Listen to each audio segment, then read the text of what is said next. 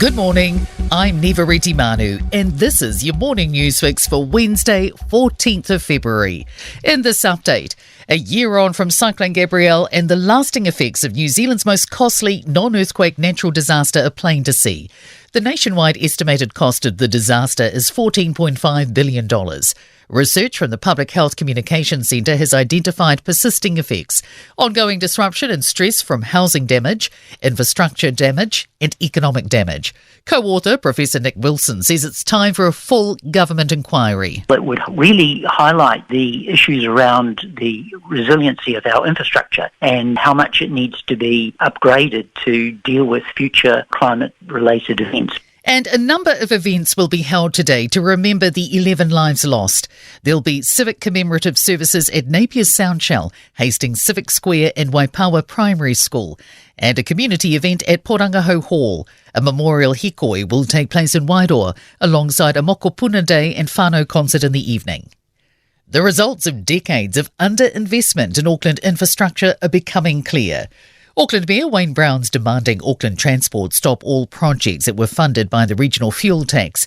The tax has been scrapped late June, and the Mayor says it'll leave a $1.2 billion gap in transport funding over 4 years. Also this week, trains have been cancelled due to heat speed restrictions on the tracks.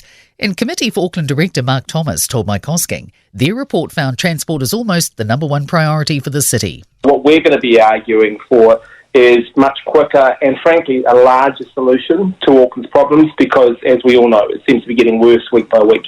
Fixing the flawed 111 emergency call system is a major priority for the coalition government, but it won't commit to doing so before the next election. Official police documents claim the outdated system has been causing preventable deaths and injuries. Former Police Minister Ginny Anderson says the previous government dropped a project to replace the system last year because tough spending decisions had to be made after Cyclone Gabrielle. New Police Minister Mark Mitchell won't commit to completing the upgrade in this term of government. It's the busiest few days of the year for the nation's florists as their sales peak for Valentine's Day. Tauranga florist Amelia Egan has had a hectic few days of phone orders and she's expecting the usual last-minute rush. She says many men are still uncomfortable ordering flowers, so she's adjusted her marketing strategy in the lead-up to the big day. What we've found in the days leading up is we have a male answering the phones, so it's more relatable to all those romantic men out there to be calling up and ordering flowers. In sport, a gritty opening day in the second cricket test between New Zealand and South Africa at Hamilton. The Proteas are 220 for 6.